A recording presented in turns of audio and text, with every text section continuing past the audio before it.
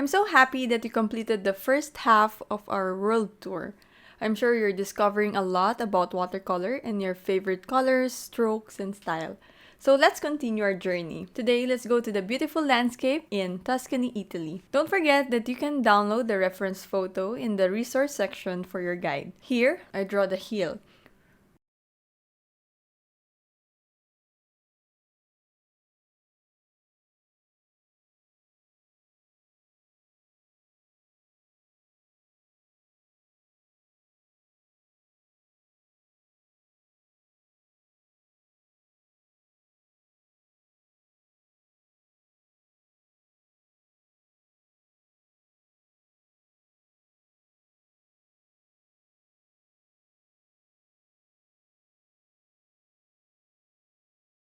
Next, we draw a small stone house surrounded with some trees.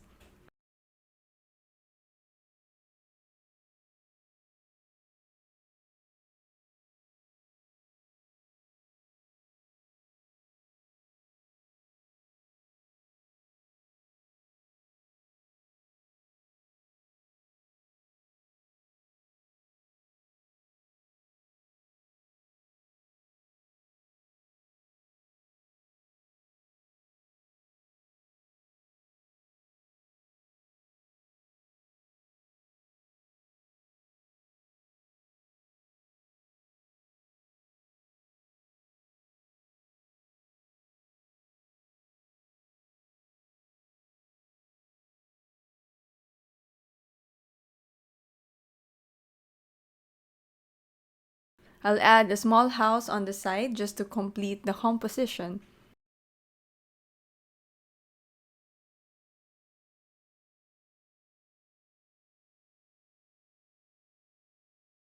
I'll draw a mountain at the background.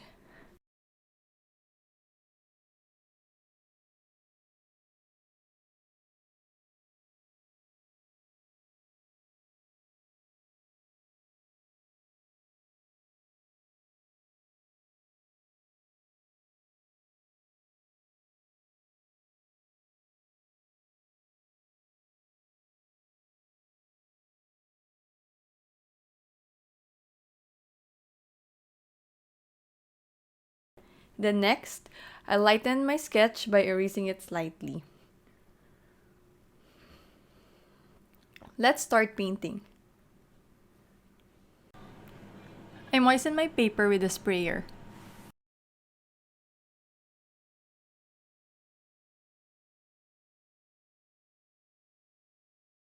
Let's start painting the light in the horizon with a light wash of yellow ochre.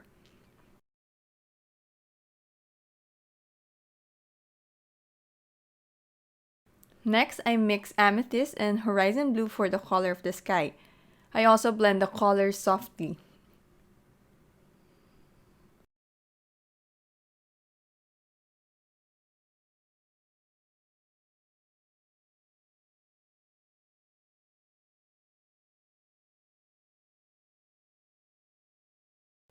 I darken the upper part so we create aerial perspective.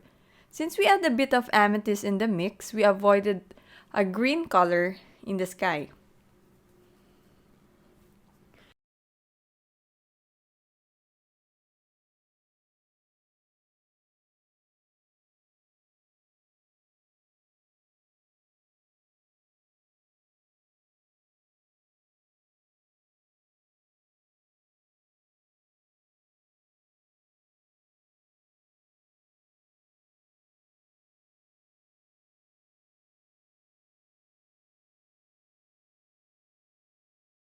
Next, let's paint the cool distant mountains.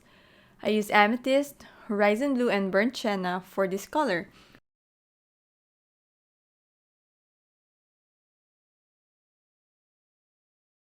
I paint the mountains while the sky is still moist to get that soft edge.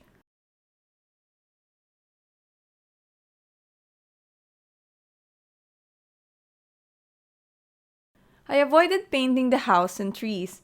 Make sure that there is continuity as you paint your mountain.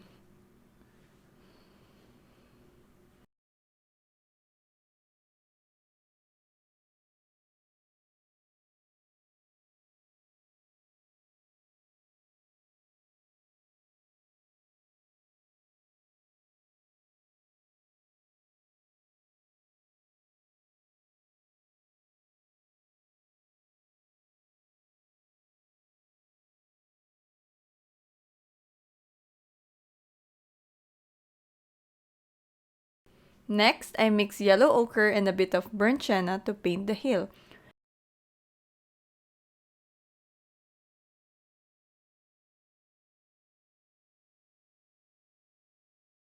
I drop a bit of green to add a hint of grass too.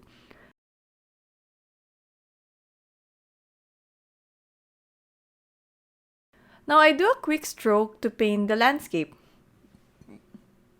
I love the texture that my dry brush creates as I do this style.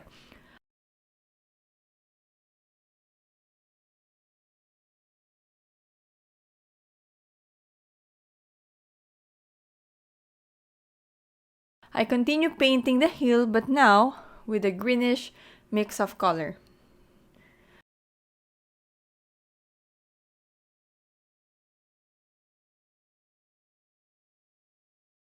Notice that I drop colors on the yellow edge to show connection and then do the dry brush stroke again to show the slope of the hill.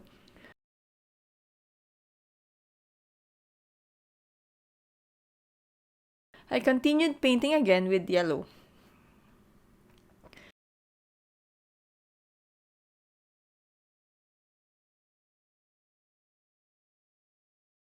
Next, let's add splatters of green to paint the details in the foreground. I love how splatters create details and texture without going into details. It is like bringing out the unique characteristics of watercolor.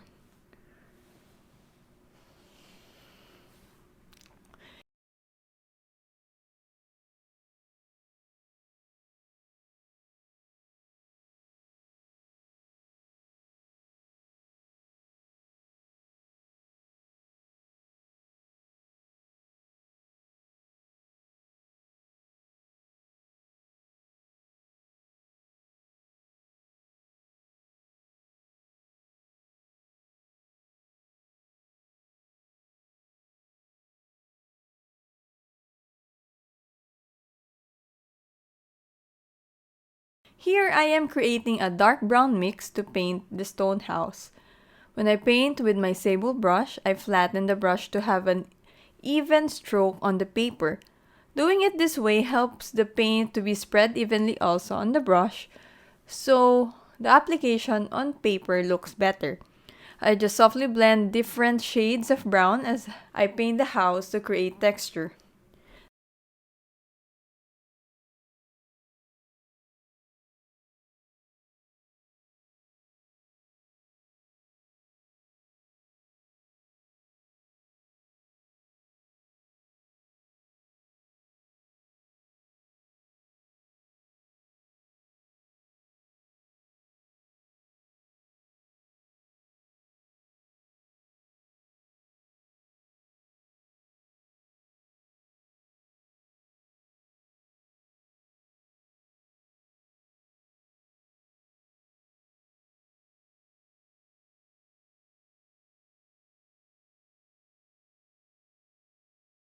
Now let's paint the trees.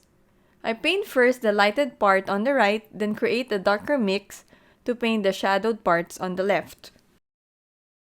I love the light shade of green I create using olive green and yellow ochre, then mid-tone green using olive green and lunar blue, and dark green using olive green, lunar blue, and indigo.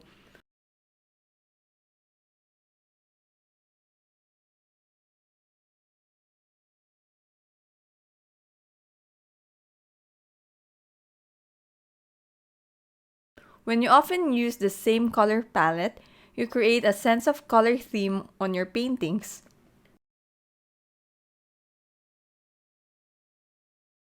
Even if you mix and match them, the colors don't really look muddy and distracting, unlike using a lot of different pre-mixed watercolor paints.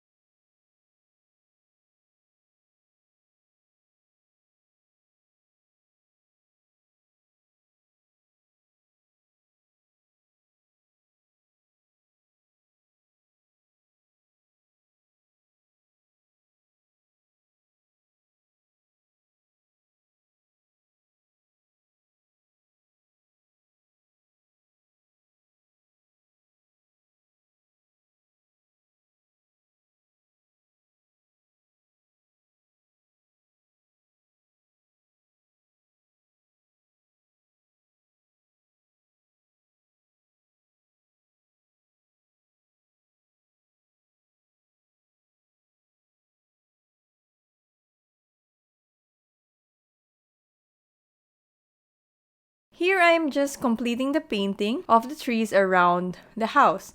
I also left small white gaps like what we did on the cherry blossom tree. Now let's paint with a lighter tone the house on the side.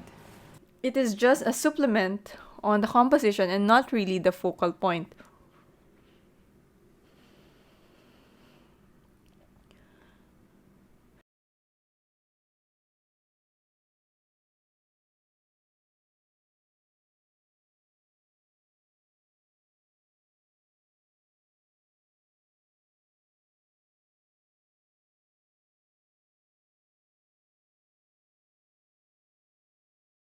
Remember that when painting, you must keep the focal point look like the focal point.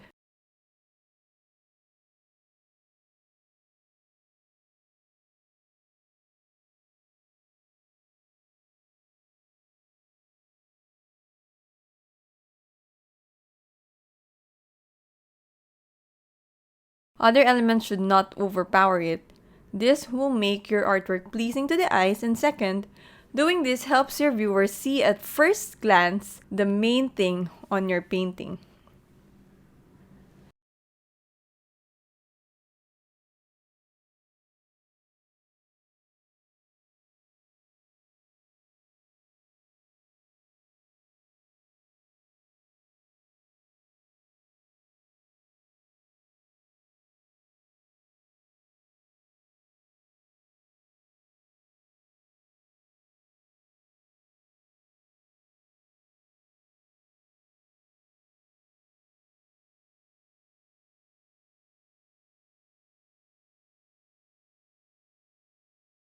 This is our final painting. Let's explore painting mountain textures on our next lesson.